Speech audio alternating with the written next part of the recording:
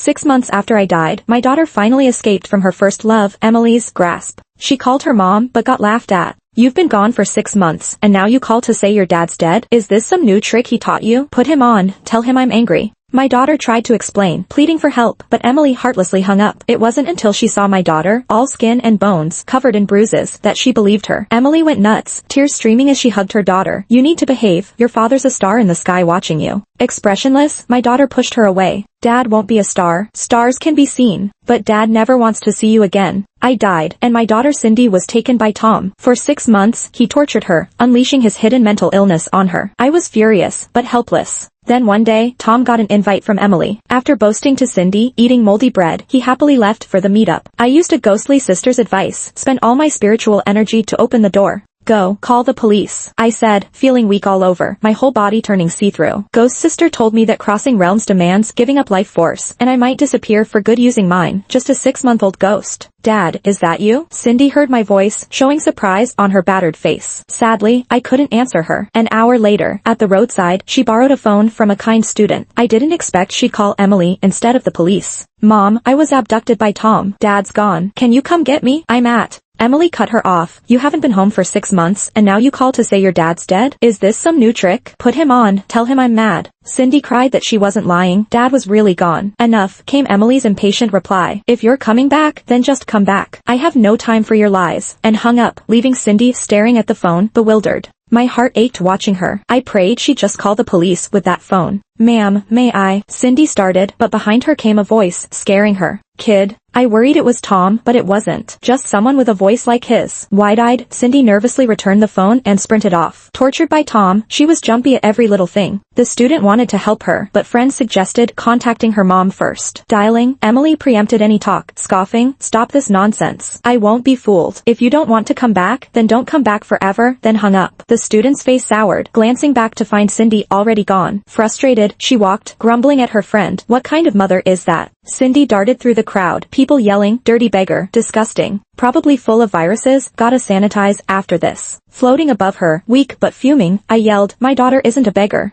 Cindy reached under a bridge. Only when sure Tom wasn't around did she lean against a stone wall, panting. Her breathing quickened, face flushed, forehead beating sweat. Cindy's asthma, acting up without meds. Struggling to breathe propped against the wall, I watched helplessly, tears near breaking. All I could do was watch her endure. Once it passed a bit, she clambered to her feet, pale, searching. Dad, I miss you so much, Dad. I choked up answering her, but she couldn't hear me. Daddy, Cindy's escaped. Don't worry for Cindy. Cindy's not going home. Mom's evil. Like Tom, evil. I don't want to see her again. I reached to hold her, only to pass through. Again and again. As it got dark, Cindy clutched her stomach, muttering to me. Until someone came by, spat beside her, crazy fool, babbling like a beggar, tossing a half-eaten bread at her. I seethed, my daughter's not a beggar or crazy. But next moment, Cindy joyfully ran over, picking it up. Dad, look, better bread than what the man gave me. No more fighting dogs for food. I broke down in tears. Days later, I found I could go to others, not just stay by Cindy. Maybe because I'm about to disappear, God granted me one last freedom. At night, when Cindy slept, I went to Emily, hoping she'd take Cindy back. At 11, she wasn't asleep, dressed neatly on the sofa, her thin wrist threading a jade-beaded bracelet over and over. I looked at her bracelet, a mix of emotions. Found it in her drawer once while sorting our study. Had gem classes in college, recognized it as an heirloom. Heard Emily once drunk mention giving it to her future husband. I've been waiting for her to give it to me, but it's been 5 years and Emily still hasn't brought it up. She knew I was cleaning the study, so I just assumed Emily left it there for me to take. Then I excitedly put on the bracelet and went to find Emily. But Emily, she said she wished I would put it back. I didn't understand why. She just looked upset and didn't want to explain. Until I mentioned Tom's name and her face changed instantly. We had a big argument. Before leaving, I hugged Cindy. And then, I got into a car accident. I let out a deep breath, trying to suppress the fear from that day, focusing on Emily to divert my attention. I've been dead for 6 months, and Emily still hasn't given that bracelet to Tom? The mansion's butler said to Emily, the team we sent out has almost searched the entire city, and still didn't find the sir and miss. Do you want to send more people to look? Emily clutched the bracelet and asked seriously, are you sure you've searched everywhere? Yes, ma'am. We've searched all possible places. Emily's face didn't look good. Hearing their conversation, I was suddenly lost for a moment.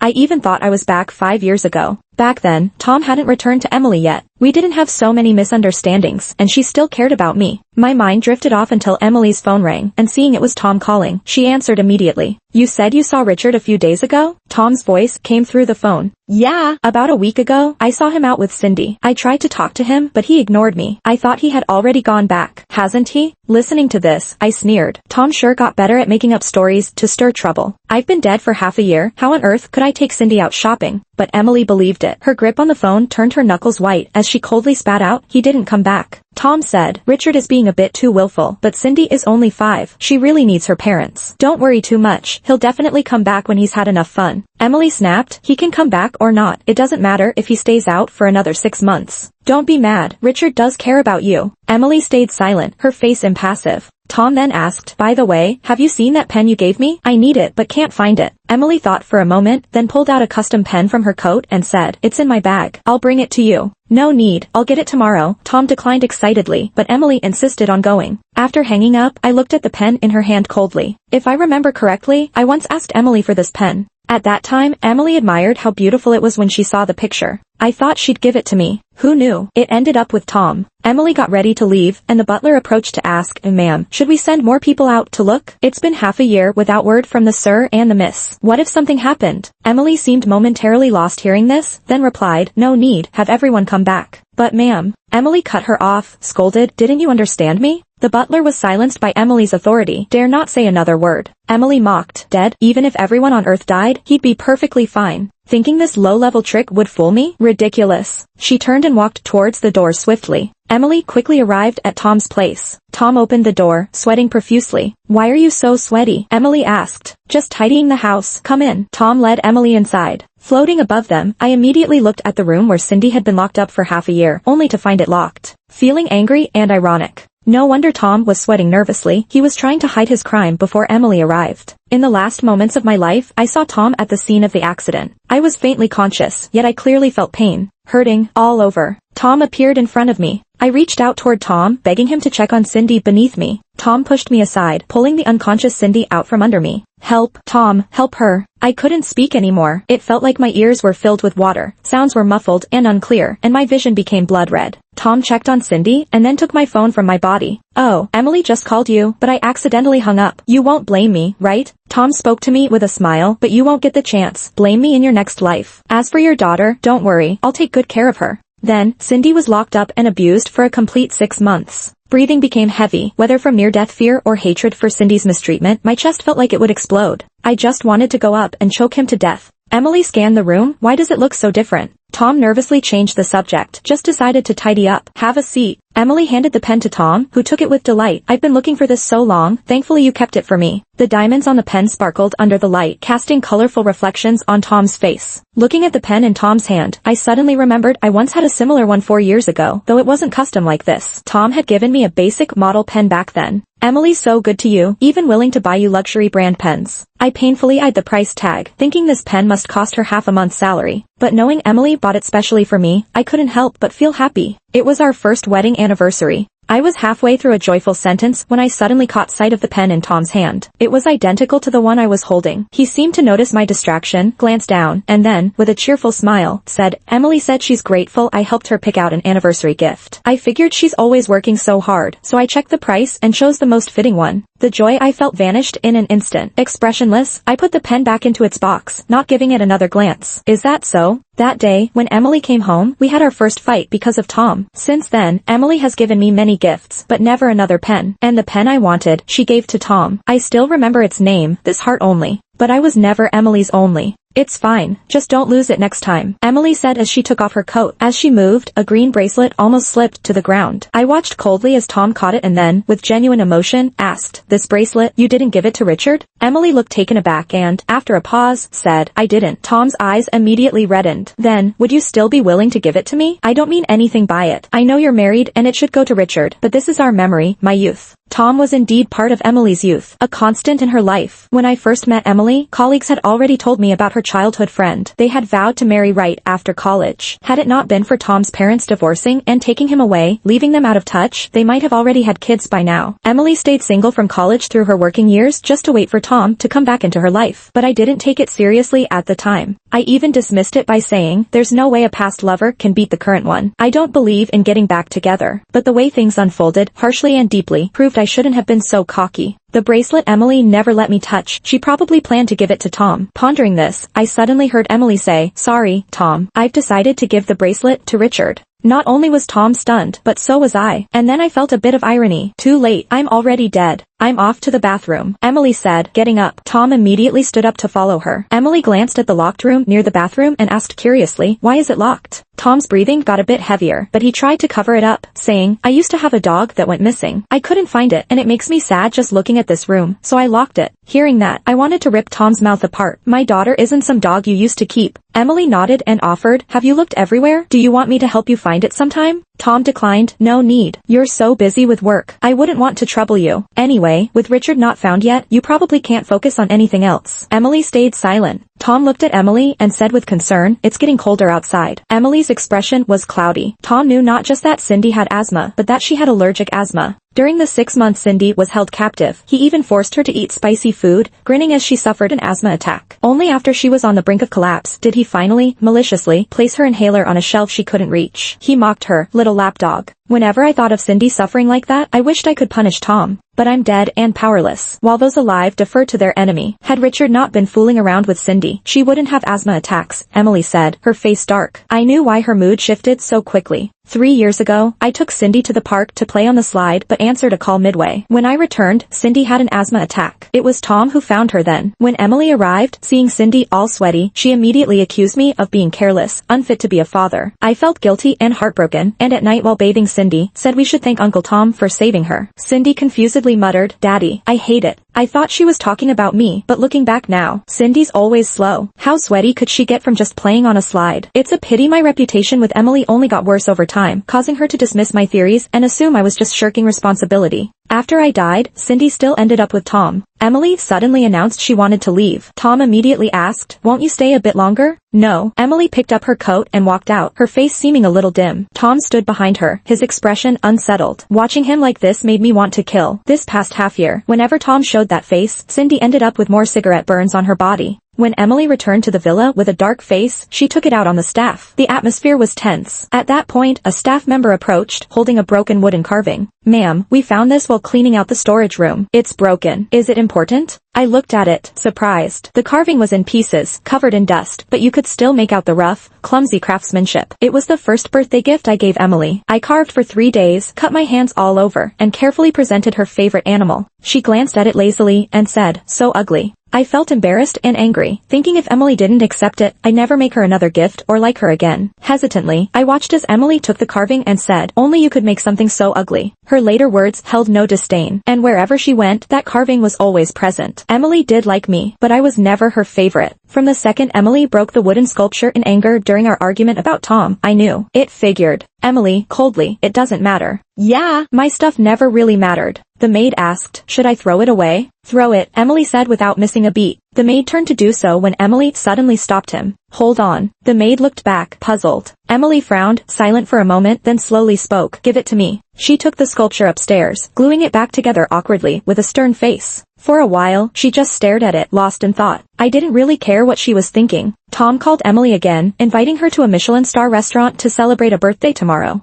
Emily looked at the glued sculpture, hesitated, then agreed. A birthday. Right, tomorrow is Cindy's birthday too. There was a knock on the door. The maid entered with a steaming bowl of porridge. "Ma'am, you didn't eat much tonight." The kitchen prepared porridge. "It's the recipe the sir taught us. Have some, please." Emily glanced at the porridge, silent. "No, take it away." The maid looked awkward. "But ma'am." I said no, take it away, and don't bring it again. Emily snapped. The maid complied. I watched the fish porridge disappear. Emily loved fish, but I was always against killing animals. After Emily mentioned once liking fish porridge, I forced myself past the discomfort to make it for her. Later, I taught the maids how to make it, worried she'd miss dinner after work. Now, seeing her disdain for it, I realized how misguided I was. I stuck around Emily for a bit, trying to leave her some message somehow, but I was too weak to manage that. Too tired to see Emily with Tom, I left and went back to Cindy. In the early morning, Cindy woke up several times, each time pale and clutching her stomach, rummaging through the trash to find food. Eventually, she found half a bowl of leftover cold noodles, muttering to herself, "Can't eat it all, need to save some for tomorrow, or there'll be nothing to eat." Seeing her like this broke my heart. I could only cry. I resented Tom more and more. It all seemed so unfair. Emily didn't touch the carefully made fish porridge, while Cindy had to seek food from the trash. Watching her was unbearably painful while feeling utterly helpless. Cindy's sleep was restless, waking several times. The last time, she sat on the ground, staring blankly at a cake someone walked by with, mumbling the date she overheard. September 3rd. Daddy, is today Cindy's birthday? She remembered. I cried harder. Cindy took out the half bowl of noodles she'd hidden in the stone cave, and, with her hands together as if making a wish, said, "Hope Daddy is happy in heaven." Then, she opened her eyes, her lashes wet. She wiped her tears and, holding the noodles, said defiantly, "Since Mommy left me, I won't wish her a happy birthday." At 5, she didn't comprehend hatred fully. Not wishing a happy birthday was the biggest form of revenge she knew. I couldn't take it any longer. I rushed to Emily, who was leaving with Tom for the restaurant. Champagne, roses, good food. The waiter brought dish after elegant dish. Emily held the silverware, barely eating before signaling the waiter to clear the plates. Tom spoke, thinking about Cindy. "It's her birthday too." Emily said nothing. Tom smirked, a hint of schadenfreude in his eyes. "Cindy, with Richard, is probably having a great time today." I couldn't stand it, so I slapped Tom, but he didn't flinch. Emily looked annoyed. "Other days, I get it, but not a single call today? Why don't you call him then and ask about Cindy?" I saw a fleeting malice in Tom's eyes. Emily paused, picked up her phone, and called me. From the ringtone until it went to voicemail, Emily's face darkened. She called several times, each with no answer. I couldn't pick up. My phone was long gone, dealt with by Tom. Taking a deep breath, trying not to collapse into the memory of my death, I looked at Emily. She appeared oblivious, merely gripping the silverware tightly, her face dark.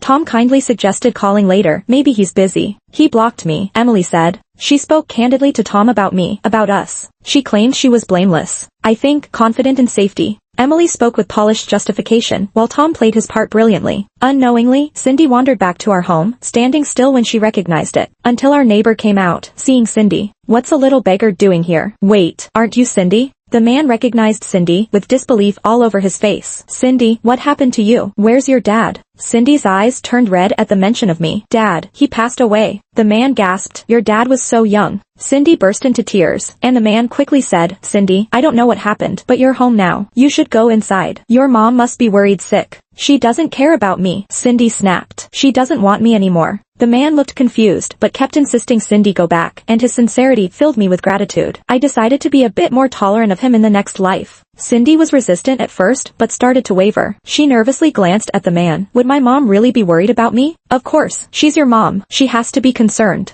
Standing nearby, I silently cheered on the man, hoping he could convince Cindy to return home. Cindy hesitated for a moment, then nodded firmly. "All right, I'll head back." The man beamed, waving at Cindy. As I expressed my gratitude, I suddenly noticed Tom behind him. My expression changed instantly as I looked at Cindy, who was crouched by the fountain, carefully washing her face. My eyes welled up. Was Cindy afraid Emily wouldn't recognize her? Tom's voice came from behind. "Hey, what's got you so happy? Did something good happen?" With a bit of pride, the man replied, "Nothing much. I just saw the neighbor lady's daughter. That kid went through something and ended up like a little beggar. She didn't want to go home, but I convinced her." Tom gasped. "What? Really? When did Cindy get back?" "Just a moment ago." "She's right there," the man said, pointing. Tom moved towards Cindy. I watched nervously, fearing he'd harm her, but he stood there for a while, then quickly headed into the villa. I had no idea what he intended to do. I returned to Cindy's side, prepared to protect her if needed. Cindy washed her face, clenched her fists nervously, and walked toward home. Before reaching the gate, she saw Tom with Emily coming out of the villa. Tom looked at Cindy and asked, "Emily, don't you want to find Richard in them? Cindy's so young. What if she's struggling with him?" "No, I don't. They can do whatever, even if it means dying outside," Emily replied coldly. Cindy went pale, her hand froze midair, and her eyes filled with despair. I wanted to scream, realizing Tom had gone inside to stir trouble. I prayed Cindy would fling open that door and face them, but then Tom kissed Emily. "Thanks for sticking with me, Emily."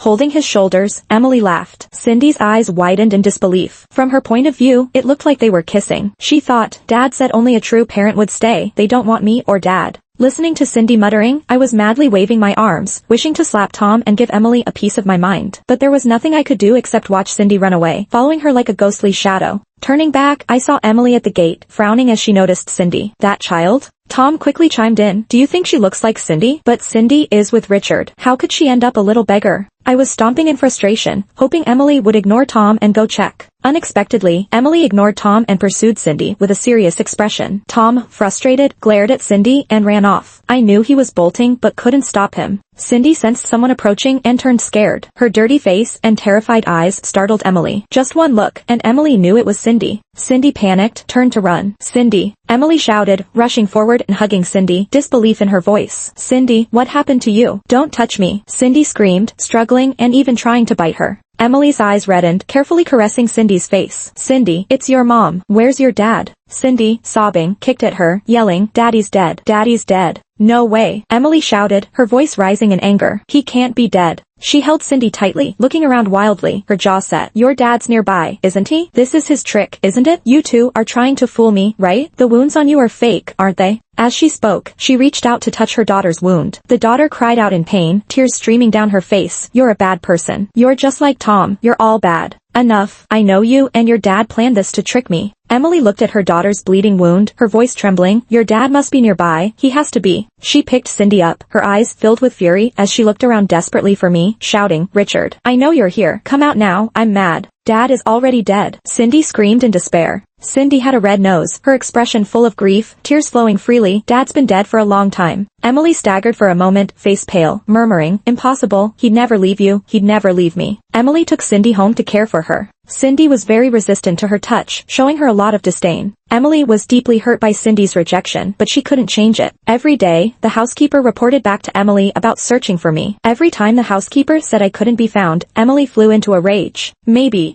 sir is really? Shut up. Emily shouted angrily, glaring at the housekeeper. I don't want to hear that word. He can't be dead. No way. The servants in the villa stayed silent, afraid to speak. Clenching her teeth, Emily insisted, keep looking for me, find them all. Tom had escaped. Emily was frantic trying to find him. Even now, in her heart, she probably still wants to ask Tom more than anything, right? I don't know how to describe what I saw as I moved past Emily, but the next second, Emily suddenly looked in my direction. Her lips trembled, and her pupils shook, tears wetting her eyes. What a joke. Emily hates me that much. How could she possibly feel my presence? How could she cry because of me? 3 weeks after escaping, Tom was caught. Emily went to the police station right away. I went with her. Tom looked weary and disheveled, and Emily looked grim. Sitting across from each other, it was hard to tell who was really the criminal. Tom. Emily's voice was hoarse as she stared at him. Where's Richard? Tom was taken aback at first, then started to laugh. Dead. I don't believe it. Dead. Been dead for half a year. I don't believe it. Emily shouted angrily, grabbing Tom and accusing him. Where did you hide him? Where is he? Tom struggled to breathe, and the cops moved in to restrain Emily, pinning her to the table. Tears flowed down Emily's cheek. Where did you hide my Richard? Tom gasped for air, looking at Emily with hatred. I told you, he died half a year ago. Shut up, I don't believe you. Don't believe it? Tom smirked. Not believing is so like you. Whether it was those teasing texts I sent him to hint we were having an affair or me using the same kind of pen to annoy him. Whatever it was, you never believed what he told you, did you? Honestly, you've always impressed me. Emily was shaking all over, in utter disbelief. Oh right, did Richard call you before he died? A call? Emily's face went blank. Yeah, Tom laughed. A call for help. He really thought you'd come to save him. Emily's face lost all color, staring numbly at Tom. I even have pictures of him when he died. Want to see? Crushed by a car. It's so sad. Emily's eyes went red, and she screamed, struggling like a wild animal. Tom, I'm gonna kill you. The police led Tom out of the room, Emily fiercely fighting the officers, shouting she'd kill Tom, insisting she'd find me. But I was already gone. After coming back from the police station, Emily was in bad shape. She started not caring about her appearance, sitting in her room for days, her mood swings growing more intense. I thought she just couldn't handle the shock, but once, by chance, I drifted into her room and saw her hugging a wooden sculpture I had given her, kissing it, crying. Richard, I'm sorry. I'm so sorry. It was my fault, my fault. Emily's raspy sobs were filled with regret and pain. I watched her coldly, not moved at all. Emily stayed depressed. One day she fell down the stairs, breaking her leg. The servants rushed to get her to the hospital. But she said, "No, don't worry about me." No one helped Richard. Tears rolled down her increasingly hollow cheeks, her eyes vacant. Holding the wooden sculpture I gave her, clutching it to her heart like a treasure, she suddenly smiled. "Richard, let's not stay in the hospital. Let's go home, okay?" The medical staff exchanged looks, seemingly doubtful of Emily's mental state. Emily ignored the medical staff's objections and insisted on going home. Once there, she locked herself in her room, refusing to eat or drink. After sulking for several days, she suddenly asked for fish porridge. But despite the maids making several batches, she was never satisfied, insisting it didn't taste right. The frustrated maids eventually summoned the courage to say, "We've followed the recipe Mr. Richard left. But he's not here anymore." "Shut up," Emily interrupted fiercely. "He's still here." Then she muttered to herself, "He's not gone. He's always been here." The maids exchanged bewildered looks and decided to call a doctor. Emily was diagnosed with a mental breakdown. She seemed both crazy and lucid, often talking to herself and speaking to the air. The doctor could only go along with her and treat her gently.